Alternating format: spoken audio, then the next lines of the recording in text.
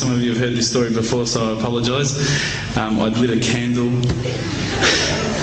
I had the window open, I had the curtains drawn, you know, I was trying to get that really spiritual feeling. It was a nice summer night in Melbourne, as summer as it can get in Melbourne, and I was sitting there thinking, this is it, you know, this is the night. I'd been, you know, investigating all the spiritual proofs, all the scientific proofs about the fact that the mountains are the pegs, about, you know, how the embryo develops inside, you know, the woman, all these amazing proofs, but I still needed that little push. It's like I was on the edge of a cliff, I was ready to jump, I just needed a push. So I was sitting there, it was very quiet. I was reading Quran, and I stopped. I said, Allah, this is my moment. This is the time I'm about to jump into Islam. All I need is just a sign. Just a little sign, nothing huge, maybe a bolt of lightning. You know, maybe half the house could fall down or something, you know, just small. It's small for you, man. You created the earth, come on. So I sat there. I was waiting for the candle to start lighting up to 4 metres high like in the movies. And I go, okay, go. And subhanAllah, nothing. Absolutely nothing happened. I was really disappointed, to be honest. So I sat there and I said, Allah, this is your chance. I'm here. I'm not going nowhere. I'll give you another chance. Okay, maybe you're busy. You know, I know it's daytime over the other side of the world. There's a whole lot of stuff going on. Maybe this time it could just be like a car backfiring. You know, something small. All right, half the house, the candle. Let's forget that. A bird could fart outside. I don't care. Just anything. So I said, okay, go. And subhanAllah, absolutely nothing happened. And I mean, I couldn't have even said, oh, that was it. That creak just then in the wall, that was it. Absolutely nothing happened. I was really disappointed. I was gutted. I was sitting there thinking, this is it, you know, this was my last chance, Islam, and I haven't found it. I pulled back the Quran, I turned back to where I was reading. SubhanAllah, the very next verse on the next page, for those of you who ask for signs, have we not shown you enough already?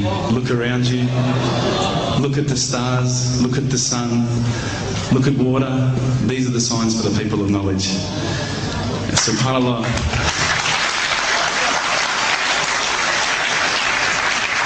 I threw the doona over my head and I pretended I was asleep. I was that scared because I couldn't believe how arrogant I'd been to want my own specific sign when all the signs had been there for me all along. The fact that we have this world, the fact that there is this creation, these are the signs for all of us. The next day I decided this is it, I'm becoming a Muslim. I'd been investigating Islam now for probably about 6 months, to be honest. I went in and I said to myself, this is it, I'm going to make shahada. I had no idea what I had to say, I had no idea what the words were. It was probably close to Isha prayer, so it would have been, you know, 7, 8 o'clock at night. I went in and I couldn't believe it, there was about 1,000 people at the mosque.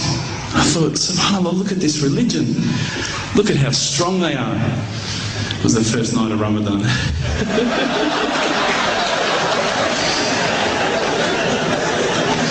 Ramadan Muslims. So I sat there and I was very nervous, I must admit. I got up and this person's going to me, you got to say these words, bro, Ashhadu. I'm going, what? Ash what?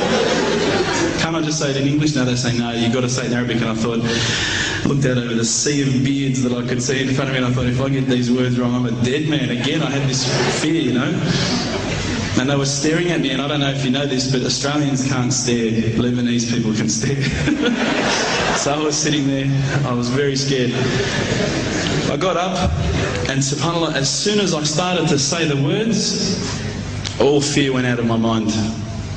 It felt as though a shower was inside my head and someone had just turned on the cold tap. It felt like I'd been flushed clean. I said the words, and I wasn't expecting so many brothers to come up and yell, Takbir, Allahu Akbar, and start kissing me and hugging me. Now, I'd never been kissed by that many men in my life. But it was a beautiful day, I must admit. And that day was the day that I had more brothers than I could ever imagine, more sisters as well. But I guess since that day I've never looked back. My family, I think, initially were very worried that I was going to be, I guess, a little bit weird towards them. That they thought that I was going to break out the AK-47s and the grenades. But they realised, I think, soon that this religion was actually making me a better person. Prior to Islam, you're not going to believe it, I had a mohawk. I did. I had, I'm not going to show you any photos.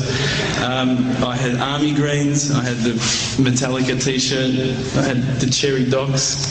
I was shocking, right? I thought I looked great, but I looked terrible. And alhamdulillah, ever since then I look as good as I do now. No, don't laugh, please.